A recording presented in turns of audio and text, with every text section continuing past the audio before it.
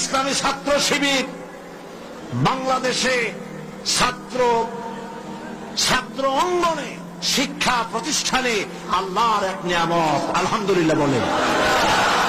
এই নিয়ামতের কাছে, ইসলামের কাছে আসতে না পারে সেজন্য বলা হয় মৌলবাদ আর সন্ত্রাস। শিবিরের কাছে আসতে না পারে সেই জন্য বলা হয় এরা হাত কাটে আর রক কাটে। আমি বলি এই কথাটা হলো একটা চালাকি কথা।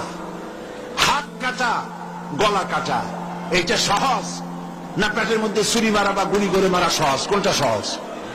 তো হাত কাটা আর গলা কাটা এগুলি বলে কেন?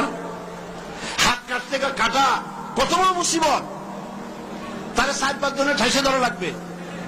তাছাড়া কেউ কি বলবে যে আসছেন যখন আপনি হাতটা কাটিয়ে দিয়ে যান, এরকম বলবে কেউ? 4-5 জনের ঠাইসা ধরবে, মুখের মধ্যে গামছা ভরবে, তারপরে হাত কাটবে বা রক কাটবে, পায়ের রক হাতের রক এভাবে কাটবে। এত ঝুঁকি নিতে যাবে কেন? ছুরিটা যে ছুরিটা দিয়ে হাতটা কাটবে ওই ছুরিটা পেটের মধ্যে মুখের মধ্যে ঢুকাই দিলেই তো সারলো। এটা বলে কেন? এই সহজ কাজটা করে না, রক কাটে গলা কাটে কেন বলে? এই কথাটা বলে প্যানিক সৃষ্টি করতে চায়। যে সমস্ত ছাত্র ছাত্রীরা দিন পেতে চায়, ইসলামে আসতে চায়, তারা যেন ইসলামী ছাত্র শিবিরের কাছে আসতে না পারে তার জন্য ষড়যন্ত্রমূলক এই বদনাম তারা দেশ শুদ্ধ চড়াইছে। কিছুই করতে পারবে না ইনশাআল্লাহ। এগুলি করে কিছু করতে পারবে না। 119 জন শিবিরের নেতা কর্মী শাহাদাতের নজরানা আল্লাহর দরবারে পেশ করেছে। আমি আপনাদেরকে বলবো পরের মুখে ঝাল না খাইয়া নিজের একটু টেস্ট করেন। ওরা যেখানে থাকে শিবিরের ছেলেবেলেরা এরা মাঝে মধ্যে সব্বে দাঁড়ি করে, যায় দেখবেন ঘরের পাশে গিয়া জানলার ফাঁক দিয়ে তাকাই দেখেন ওরা কি করে।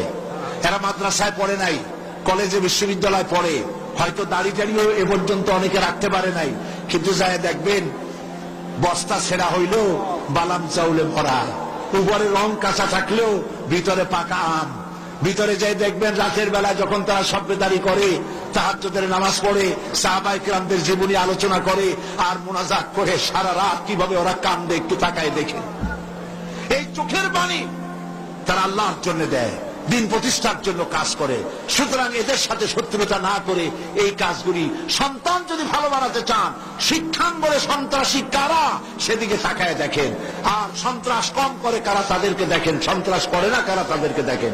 এই জন্য সন্তান যদি ভালো বানাতে চান ছেলেদেরকে তাহলে এই লাইনে দেন, মেয়েদেরকে যদি ভালো বানাতে চান এই পরিবেশে ছাত্রী সংস্থার সাথে দিয়ে দেন। আল্লাহ পাক আপনার মেয়েকে ভালো পথে রাখবেন, ছেলেকেও ভালো পথে রাখবেন। আল্লাহ যেন তৌফিক দান করেন, বলেন আমিন।